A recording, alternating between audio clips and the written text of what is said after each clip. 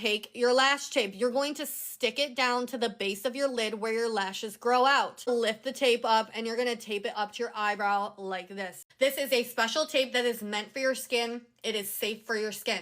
The texture on the tape is a bunch of teeny tiny little holes so that your skin can actually breathe through the tape. So this is soft, flexible tape. You don't need scissors and it just rips right off. You have control over how hard or wide you tape up your eye. The reason we tape up our eye is so that we can see that pink waterline. As you can see here, you can't see that waterline on this eye.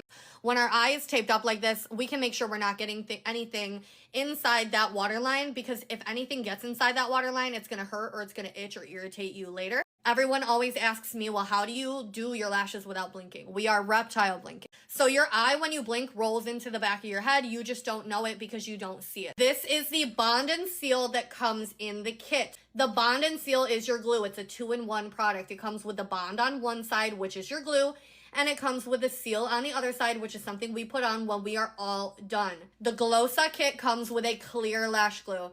So this is the bond side of the Bond and Seal, which is the glue. It goes on white, but it dries clear. I'm going to scrape off a little bit of the excess, and I'm going to apply this bond all over my lashes, just like I'm putting mascara on. You want your lashes to stay on for an entire week, and you don't want them to twist and turn on you. You need to put your glue all the way up to the tip.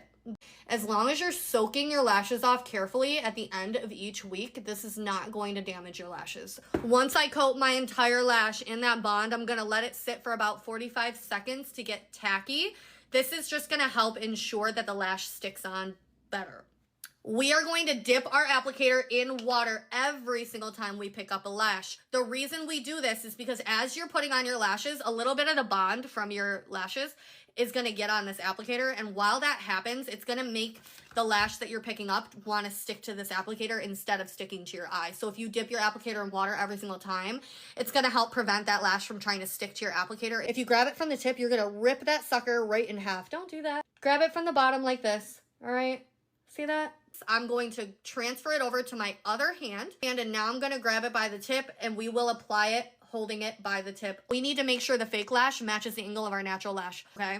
So what I find makes it easier to get the correct angle is just to angle your head. It just makes it easier. See that?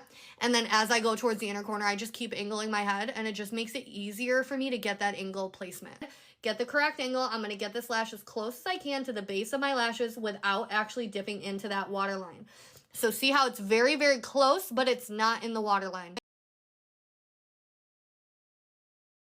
We are blinking. We're reptile blinking. Now that we have all of our lashes on, you're going to dip your applicator in water again, and you're going to pinch your lashes. So I want you to pinch your lashes and then dip in water, because your applicator is going to try to stick to the glue. And then I want you to keep pinching, pinch all of your lashes. Don't neglect the middle ones. Pinch all of them. So now we're going to go back into our duo Bond and Seal. We're going to take the seal side of our Bond and Seal, which looks like this. And we're just going to take a teeny tiny bit of this and tap it at the base of your lashes. Don't do too much seal or it's going to make your lashes hard. And we're going to dip our applicator in water and we're going to pinch again. Pinch, pinch, pinch. So the very last step, guys, is to take a Q-tip. Dip your Q-tip in water so that it's not fuzzy. Just swipe that waterline. All right, there's gonna be some glue or seal on your waterline that you just can't see. And you don't want that to dry there because it's gonna itch you and irritate you and you're gonna think you have a lash in your eye when you don't. Lash reveal, lash reveal. Lash reveal, lash reveal.